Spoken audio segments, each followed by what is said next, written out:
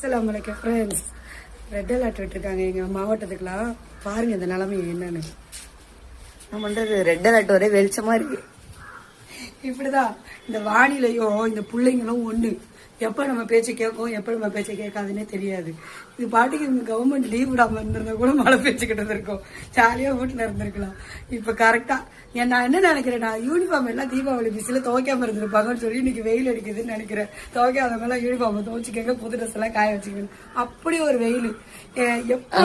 எங்க வீட்டு துணியை காஞ்சிட்டு இருக்கு. எப்பவுமே நீங்க ஒரு விஷயம் நோட் பண்ணிருக்கீங்களா, என்னைக்கு கவர்மெண்ட் நாளைக்கு ஸ்கூல் மாட்டா மழை கன மழை பெய்ய போது புயல் உருவாக போகுதுன்னா அன்னைக்கு புயலும் வராது மழையும் வராது, லீவு ஏன்டா விட்டாங்கிற மாதிரி இருக்கும்.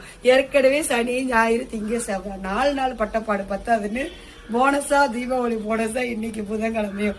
எதுக்கு இந்த லீவுன்னு தெரியவே இல்லை மக்கள். நீங்களே என்ன நினைச்சு புலம்பிக்கிட்டு இருக்கீங்கன்னு கமெண்ட் பாக்ஸ்ல சொல்லுங்க. அஸ்ஸலாமு அலைக்கும்.